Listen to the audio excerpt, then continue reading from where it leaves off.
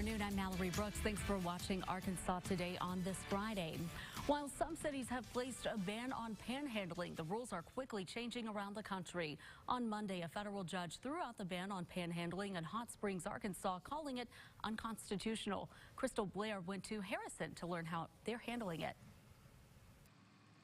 The panhandling ban in Hot Springs was tossed out by federal judge Robert Dawson because he says it violates the First Amendment's freedom of speech.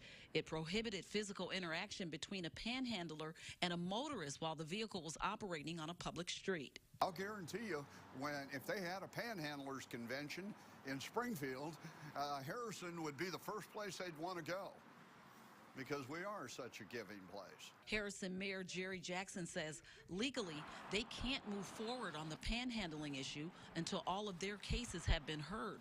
However, there are some real concerns. I think our small town, like others, have that situation where people are out asking for money, and it's unfortunate because we believe that a lot of these people are not people in need. These sort of things, they hurt the real purpose. They hurt for the people in need. And Harrison is such a giving community that it wants to help the people in need. And safety is top priority. Safety is naturally a concern. And when you see the panhandlers out by Walmart, it appears to be unsafe. If they get outside of that island and into the street, then we can react. And that was Crystal Blair reporting. A Fayetteville junior high school student is diagnosed with whooping cough. Fayetteville Public Schools forcing parents to take action. Parents with kids in close contact to the student were given a letter by the Arkansas Department of Health warning them of that illness.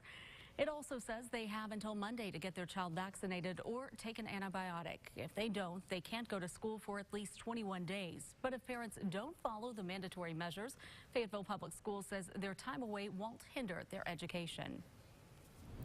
We don't want a child to be penalized if they make the choice not to vaccinate their children. That's their own personal decision, and we will do whatever we can to make sure that they stay current on their academics. ADH Chief Medical Officer Gary Wheeler says the disease is so dangerous people start getting vaccinated as babies and continue booster shots into adulthood. All Arkansas students are required to be immunized. If parents choose not to vaccinate, they must get an exemption from the health department. A noted economist and actor is helping local students pay for college. Ben Stein spoke to a crowd of hundreds of folks in Texarkana as part of the Farmers Bank and Trust Distinguished Speaker Series. The inaugural event raised funds for scholarships for Texarkana college students who transitioned to Texas A&M University Texarkana to finish their four-year degree. Right now, about 250 students at the university started their studies at TC.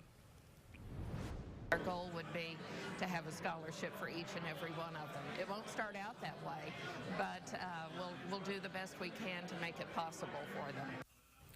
Stein is a former presidential speechwriter and columnist, and he has dozens of roles of movies and television shows, including the 80s classic. You'll remember Ferris Bueller's Day Off. Let's take a look at the day ahead on this Friday. President Trump travels to the California border town of Calexico. The man accused of killing 50 people in the New Zealand mosque attacks had a courtroom hearing today. A judge ordered the 28-year-old suspect to undergo mental health tests before he stands trial.